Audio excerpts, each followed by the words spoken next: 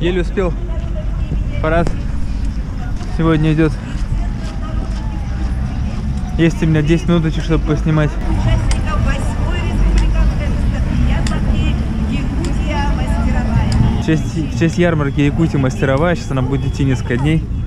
Сегодня 5 марта. Вот сегодня такой парад. Я надеюсь, вечером я попаду в кузню наконец-то сегодня. К Александру Дмитриевичу. Вроде он как договаривались попробовать найти время. И я, и он.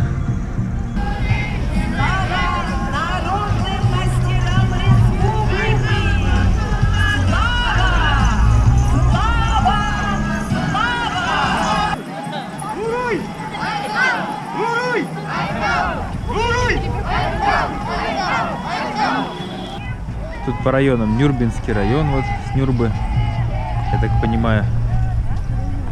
Народные мастера и промысла Сунтарского улуса. Со всей Якутии, похоже, мастера собрались. Мирнинский район.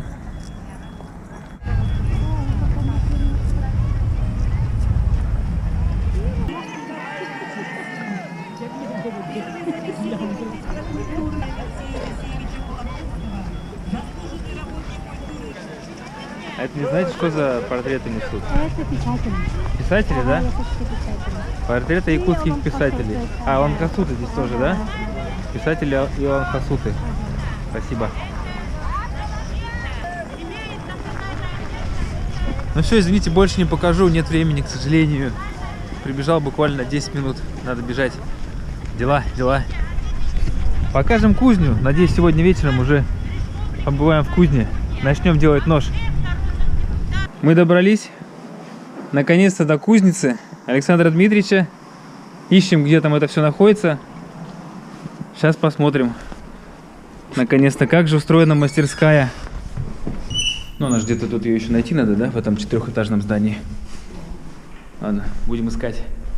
108. О! Здрасте всем. Александр Дмитриевич, очень приятно еще раз встретиться. Вот это вот батыя. Я в прошлом видео не назвал этот инструмент. Мне говорят, что это оружие. Больше оружия, чем инструмент рабочий. Да нет. Нет? Бытовой чисто. Ну да, мне тоже кажется, бытовой инструмент, да, в хозяйстве. Там. Боевой он другой. Есть боевой? Это вот старая эта штука. Видели раньше. Ух ты. Это вы сделали, да, такой?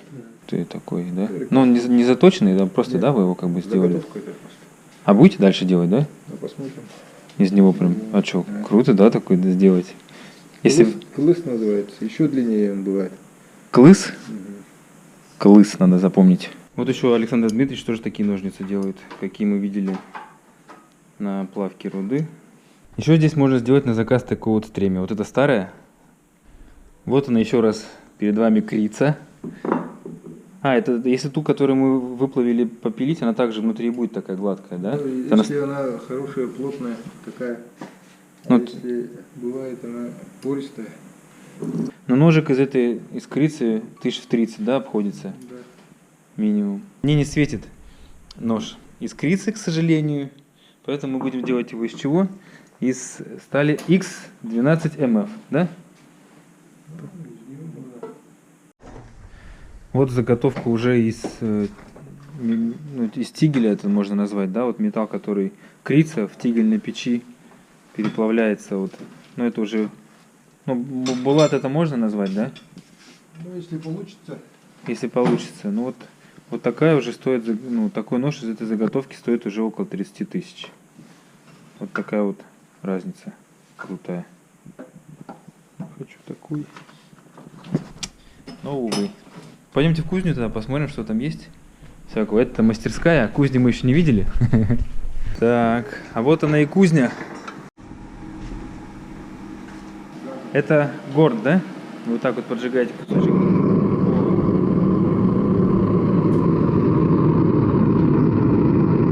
Пневмомолот. Это тоже Х12МФ, да? Только чем он отличается? Просто другой, ну... Ну, тут он такой в виде болванки, а там тонкий. Ну, а сама сталь одинаковая, да? Просто... Да, одинаковая.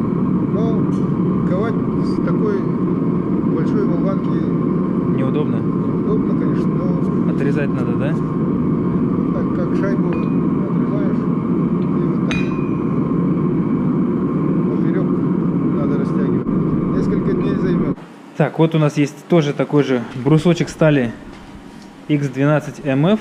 Вот 95 Х18. 95 Х18, да?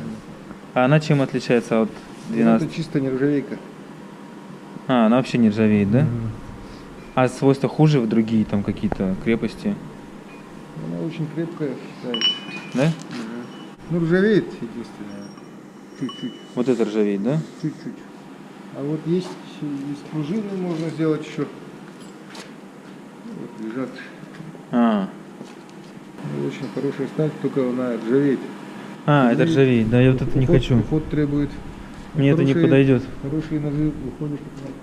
Но из нее хорошие ножи выходят, да? Лучше, чем из этих? Да? Нет? Тогда мне вот, чтобы не ржавело. Вот такая вот заготовочка, это X12MF. Если ее все-таки сравнивать вот с той второй, 95H, я не могу запомнить название, вот та сталь будет чуть потверже. Желательно, чтобы она была все-таки у меня чуть помягче, чтобы я мог сам ее где-нибудь там в условиях подправить. Вот, наверное, с этих соображений все-таки нужно взять X12MF сталь, делать из нее. Ну, так мне кажется. Такие вот разные заготовочки. Вот это кованый дол называется, да, он такой отбитый. Его как, просто отбивает, да, вот так вот, тун-тун, да, ну, ковка. А ковка это что за процесс? Все куется. Вот эти тоже куются. Потом только вытачиваем. Ну, ковка это отбитие молотком, Да, да, вот да. это вот процесс ковка. Чтобы делать строганину оптимально, ну, примерно вот такой формы, да, вот лучше. А если мне нужно золотую середину найти, чтобы и строганину делать, и вот этот большой, это все-таки для более грубых работ, да, вот если вот мне Такой для строганины пойдет, конечно, но хуже, да, будет или вообще не будет, вот такой размер обычно охотники. да? Да, то есть практичнее будет вот это маленькое, да, взять? Ну, практичнее вот такие. Такие? Поуже должен быть. А, да? Узкий. А по дереву он как, Нормально тоже работает. да? То есть он и по дереву хорошо будет, да, если... Ну, в походах я хочу, мне нужен походный нож, он вообще будет нормально, да, работать? И строганину будет строгать. Обычно для строганины дома лежит. Ну, мне тогда, похоже, отдельно надо будет, да, купить для строганины. А для похода что-то типа все-таки такого, да, делать? Строганину и вот таким можно. А этим уже сложнее, да, блин? Так хотелось такой мощный большой нож зачем-то. Ну, это так, глупое желание, наверное. Ну что, мы вроде как определились с формой ножа. Вот такой примерно форма будет. Потому что это для походов универсально. Он и для, в принципе, и строганины пойдет, и в лесу он легенький будет. То есть, ну, вот им гораздо удобнее. И такой длины и ширины лезвия вполне хватает, да, для всех лесных работ. Дол будем делать гладенький все-таки, как делали раньше. Не будем выпендриваться, да? Делать кованый тигель, да? А из чего он сделан? Керамик. С чего? Керамический. Керамика, да? И она такая, ну, теплостойкая, да, керамика получается? Железо плавится? Шамотная, да? Как? Из шамотной глины. Шамотная глина, да? Это какая-то специальная глина, да, я даже не понимаю. Сюда кладется, ну, кусок, да, допустим, как-то отрезается. Как вообще это происходит? А это тигельная печь. Проковывается в такие куски. А, вот такие. И эти кусочки просто кладутся туда. Можно я тогда сейчас изображу наглядно? Накладываем, значит, можно такой, если нужен небольшой, то вот в этот маленький, да, нужно побольше в тот, да? Как это? Большие же тоже сложно обрабатывать потом. То есть вот так вот положили, дальше в тигельную печь, вот так кладем, да? Сюда. Крышка. Крышка и газом тоже, да, получается? Под давлением газ ее плавит вообще, да? Плавит она. И сколько часов она вот так вот? 5-6 часов. 5-6 часов и готово, да, брусочек? Вот этот кусочек из тигельной печи. Это уже булат. А сейчас тогда вам покажем ковку.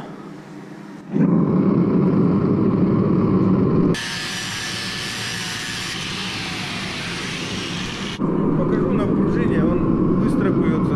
Пружина быстро, да? Ага. Ну, легче обрабатывается. Кто учится обычно на пружине, учится. Минут 5 прошло, все закалилось, да? Давайте. Закалилось, нагрелось. Нагрелось, да, пока?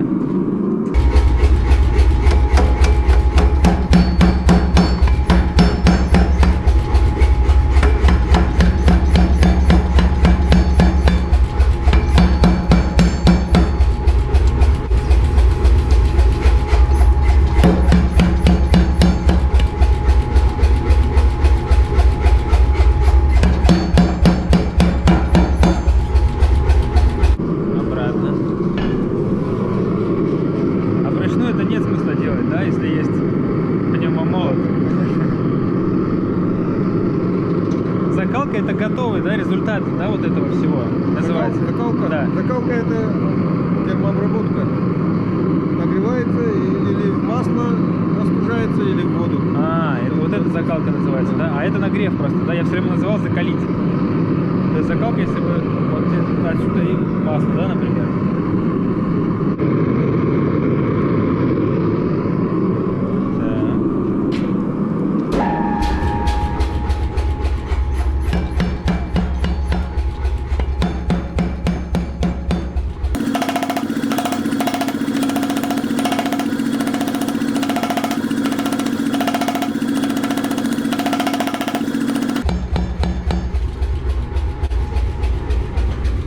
Хвостовик уже оттянул.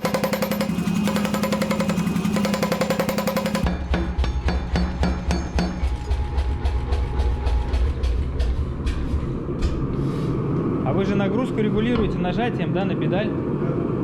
То есть сильнее нажали, сильнее бьет, да? И вот так вот контролируете. Удобно. Тут уже, ну, чувствуешь каждый миллиметр, да?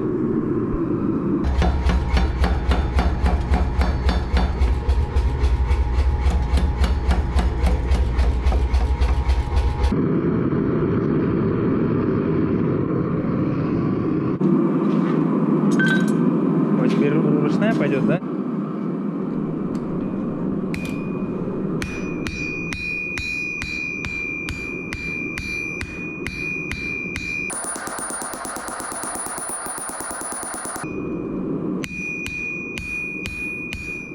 Тут вам тоже не придержать, да, нужно как-то тоже контролировать, да, чтобы ни много, ни мало было достаточно.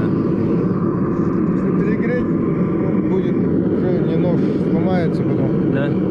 То есть вы прям видите, да, по цвету, там, по всему, как она. И резать не будет, если перегретый металл. А. Это только с опытом придет, да, понимание, насколько нужно нагреть.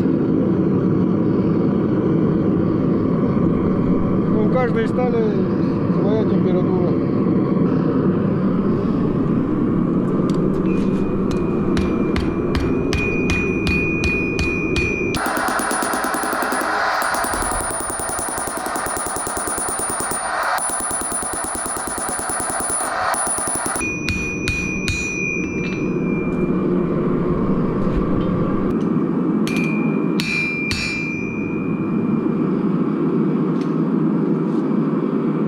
Все закончили, да, с ковкой? Да. Вот она готова. Это. А вот в масло в каких случаях кладут? Это потом процесс? Это потом. После ковки надо нормализацию сделать еще. А это что значит? Термоциклирование. Нагреть определенное количество раз нагреваешь, на воздухе остужаешь. А потом уже в масло, да, опускаешь? Потом уже после полного остывания, когда напряжение снято, тогда только закаливаешь. Круто. Прошло минут 15, да? 15 минут, 20. А? Ну это черновая. Ну так, чисто, да, на заготовка.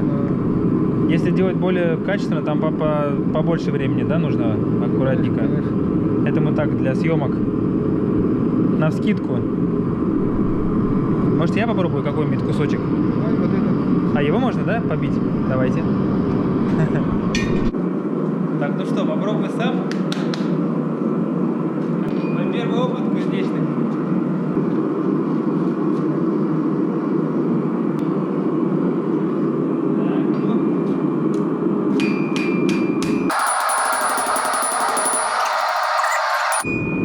Все, обратно. Потом надо его разглаживать, чтобы не было вмятин, да, вот этих вот. Наждаки снимается, потом клеймо.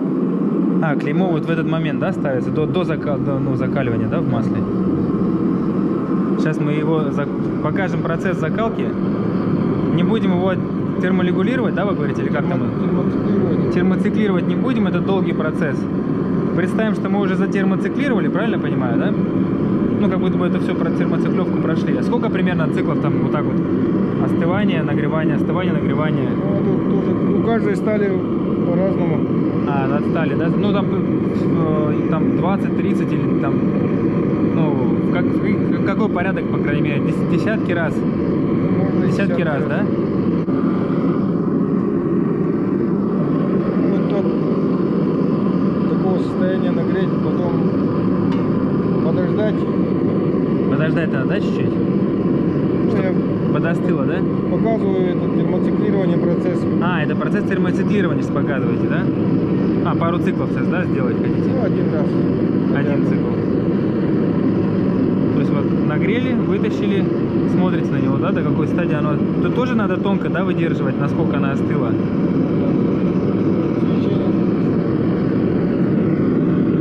Надо, чтобы ушло свечение, да, тоже?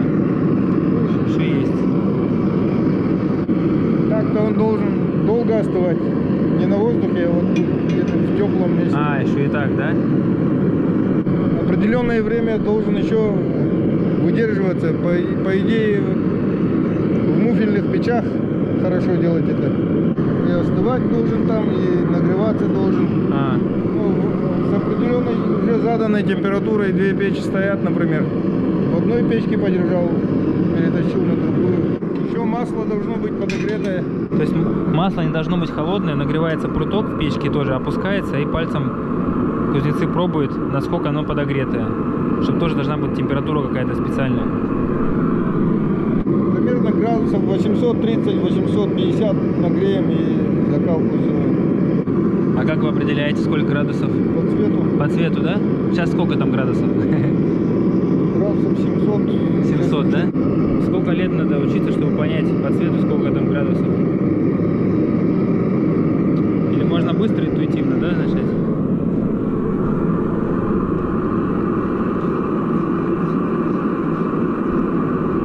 А вы всегда в масле это делаете? Или там же тоже разное, да? От стали зависит тоже. Какой стали закаливать. Некоторые вообще на воздухе закаливаются.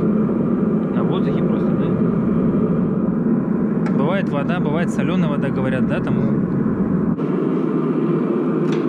Все, и вот она закаленная, да, получается, уже Да. теперь вышла. Сейчас остынет, потом уже отпуск надо делать. Отпуск.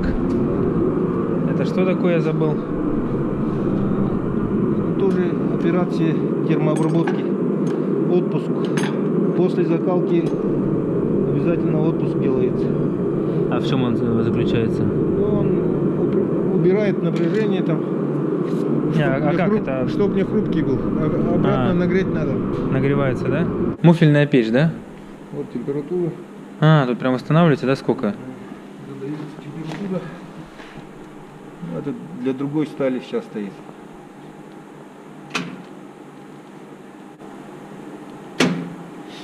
Вот сейчас нагреется.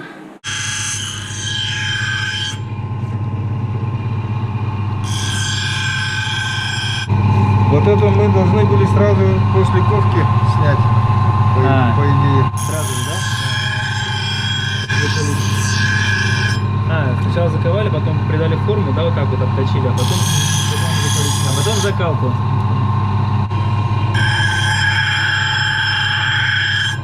То, что у вас летят искры, вы уже не ощущаете, да? Ну так, форма придается, вся обтачивается. Ага, уже все вид ножа почти, да, по-моему? Долго стоять надо. Когда нагреется, цвет начнет менять. 200 градусов где-то он будет золотистый. В общем, сейчас мы отпуск делаем, да, в печи. Отпуск – это завершающий процесс. Некоторые, ну, где-то около часа он примерно здесь вот по температуре должен полежать, отпуститься. Некоторые стали несколько раз делается отпуск. Трудоемкий процесс, да, вот это все работа. Потому что многие моменты занимают много времени, да, вот. Ну тогда это мы просто... У нас сейчас упрощенная схема всех этапов, ну не всех, а части этапов. Можно его обычно, если у кого такой печи нету, горелкой. А, вручную горелку? Вручную Ну это же горелкой. долго стоять, час Да. целый его греть, да? На плитке можно. А, Ну, он неравномерно будет. в печи, по крайней мере, равномерно все, да? То есть такая более, печь. более качественно. Сейчас там нож, а ручка березовый кап, например, да? У вас здесь есть где-нибудь здесь в мастерской? А это столярная получается, да, здесь? Здесь с деревом работа в основном в этом месте? Вот такой. А, вот он, да? А это вы тоже по привозе кто-то их добывает, да, в лесу?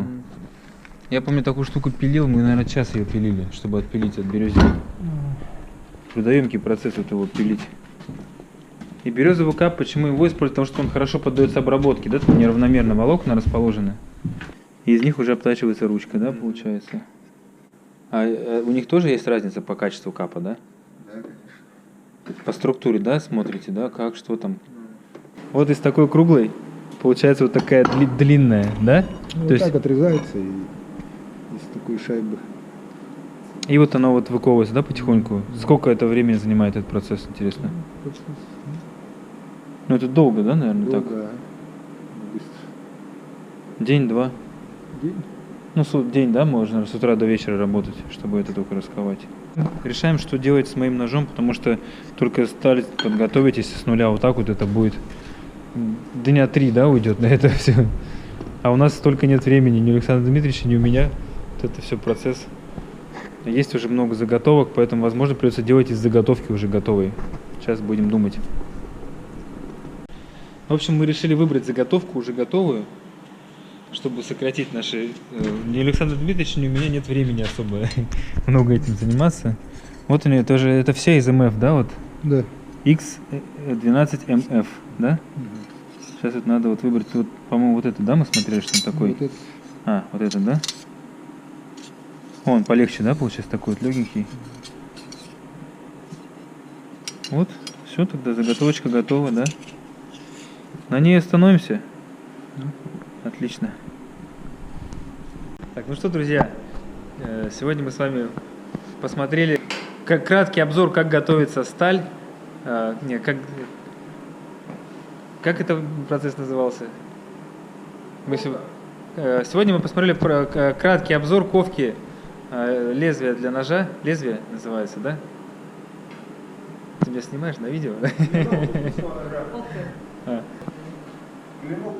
Клинок, да. Сегодня мы с вами посмотрели краткий обзор процесса ковки клинка для якутского ножа.